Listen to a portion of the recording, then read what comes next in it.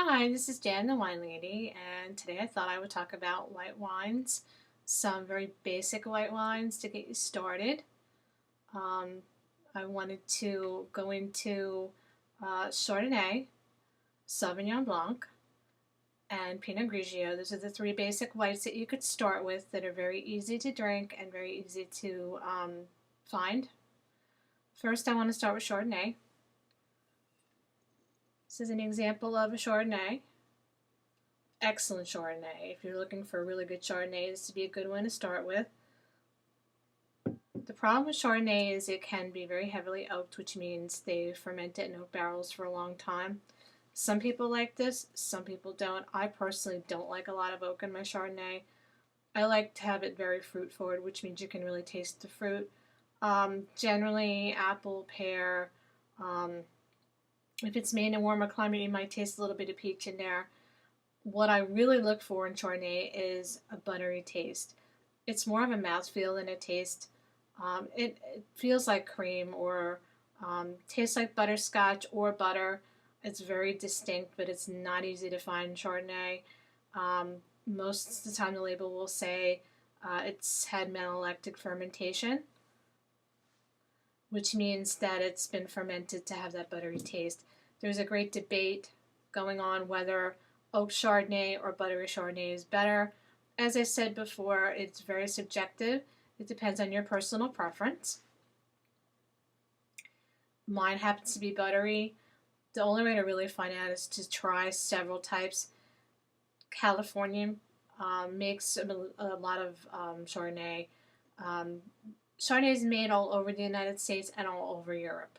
So I would start the United States, work my way up to the European ones. I'll get into that later on, how to find what grape you're looking for, because in Europe they don't list the grape on the label. They list the origin, where the wine was bottled, whatever town or region that it was bottled in. It's a little complicated, so we'll get into that later on. Next, I want to go into Sauvignon Blanc. Sauvignon Blanc is very, very herbaceous. It's got a grassy taste.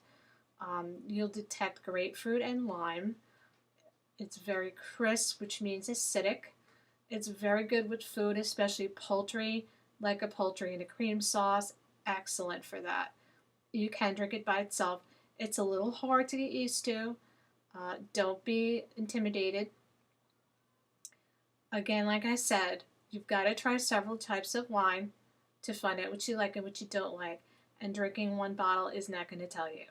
You have to drink several bottles, try different states, different regions, or as I said before, European. Every region you try is going to have a different taste because of the climate that it's grown in, and also weather effects. Anything that's growing near the grapes is going to affect it. Trees, like if there's an orange tree or anything else that they grow, is going to affect that soil. So every bottle you try is going to be different. Even the same winery, from one bottle to the next, can be different. People talk about vintage years. In my opinion, it really doesn't make that much of a difference. If you're talking about Bordeaux, yeah. Bordeaux is the red wine. It's very expensive, and this is the wine that people buy and sell. They get rich off of it. Then your vintages matter. Don't worry about the year. It really, to me, doesn't make a bit of difference. Unless, like I said, you're getting into red wines, and we'll get into that later on. The last one I want to cover today is Pinot Grigio or Pinot Gris, G-R-I-S. It depends on where it's bottled. It could be spelled both ways. Gris literally means gray. The grape is like a pearl color. Very light bodied, could be medium bodied, very easy to drink. Again, pear, apple. It depends on where it's grown. Italy probably has better Pinot Grigio. Again, I have tried several over different regions and states, and they've all been very good. That'd be a good one to start with if you're looking for a light white wine to try out. If you're not sure what you like, start Pinot Grigio, then work your way up to Chardonnay. Chardonnay can be very full-bodied. It can be very high in alcohol and not a good one to start with. So I hope that this helps you.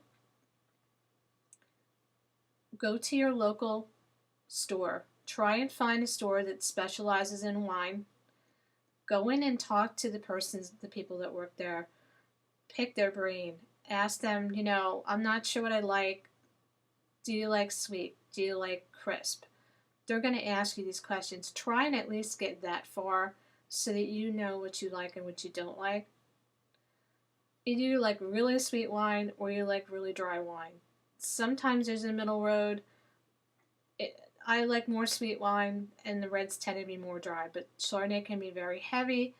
Again, go in, pick their brain, and above all, like I said before, have fun with it. Don't take it too seriously. It's not a serious thing. It's a great way to learn. Taste, taste, taste. Again, this is the Wine Lady. Thank you for joining me, and thank you for watching this video, and I hope you'll join me again.